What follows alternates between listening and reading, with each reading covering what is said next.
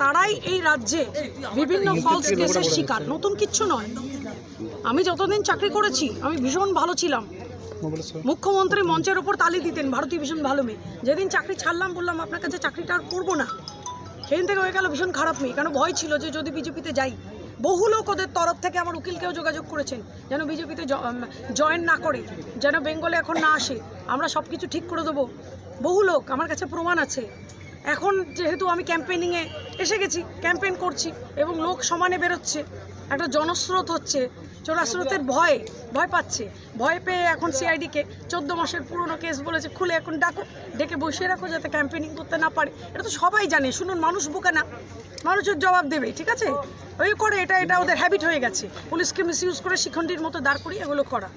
একটা সময় কি ম্যাডাম তাহলে আপনি বলছেন যে মিসইউজ হয়েছিলেন আপনার এই সরকারের আমলে, মানে বর্তমান যে সরকার চলছে? আমি যদি কিছু করতাম তাহলে তো এদের খুব ইয়েস পার্সেন্ট হতাম। ইয়েস পার্সেন্ট হলে কি আর চাকরি ছাড়তাম বাবু?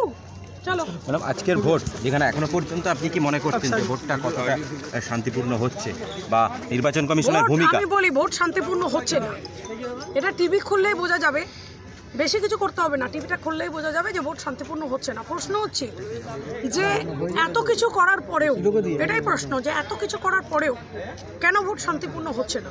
তার মানে পুরো প্রসেসটাকে একবার আরও ভালো করে দেখতে হবে যে কোথায় কি হচ্ছে, কেন হচ্ছে।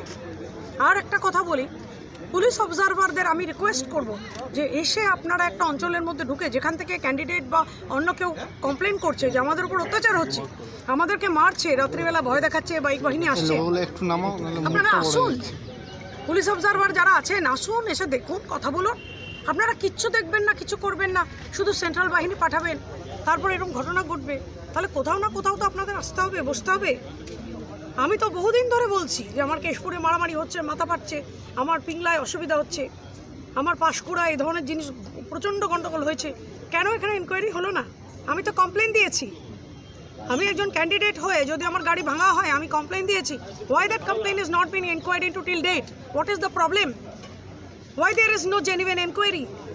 Where is the election commission? I don't know. Election কমিশনের ভূমিকা আপনি বলছেন যে ঠিকঠাক এখনো পর্যন্ত নেই, এখনো যা সেকেন্ড ফেজের ভোট হবে। আমি যেটা বলছি খুব পরিষ্কারভাবে বলছি যে I expect the police observers to hit the ground, নেমে দেখা যে জনগণ কি বলছে। মানুষ যখন পুলিশ অবজারভার দেখবে, বেরিয়ে আসবে, বাড়ি বাড়ি থেকে বেরিয়ে আসবে, তাদের কথা শুনতে হবে।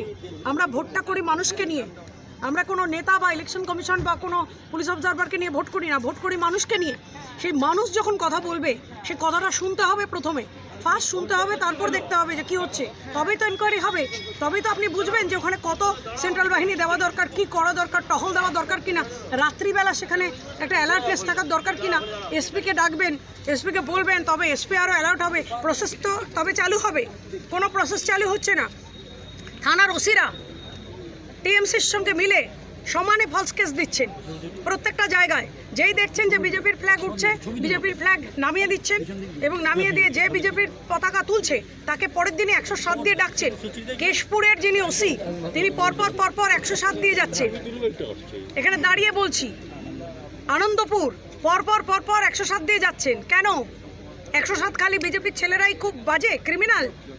এগুলো যদি নির্বাচন কমিশন না দেখেন যে ভোটের দিন যা হচ্ছে, ভোটের দিনের অনেক আগে থেকে এই ভয় দেখানোর প্রক্রিয়া, যেটা ভয় দেখানোর প্রক্রিয়া, মানুষকে দম বন্ধ করে রাখা, মানুষকে বাড়ি থেকে বেরোতে না দেওয়া, মানুষকে 107 দিয়ে 107 সিআরপিসিতে দিয়ে কেটে হয়রান করা, এই যে প্রক্রিয়াটা, যেখানে ওসি আইসিরা ডাইরেক্টলি টিএমসির সঙ্গে মিলে এই প্রক্রিয়াটা চালু করে দিচ্ছে, এটার ব্যাপারে এনকোয়ারি কেন হচ্ছে না?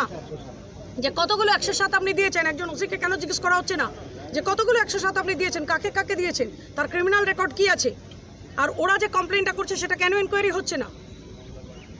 আমি এটা বলছি যে মানুষের মধ্যে প্রচণ্ড ক্ষোভ আছে। শুধু ক্ষোভটা কিন্তু তৃণমূল সরকারের বিরুদ্ধে যেরকম যে তারা আমাদের বাড়ি থেকে বেরোতে দিচ্ছে না, ক্ষোভ আরও যে আমাদের ক্ষোভ শুনতে নির্বাচন কমিশনের আধিকারিকরা আসছে না। Thank you.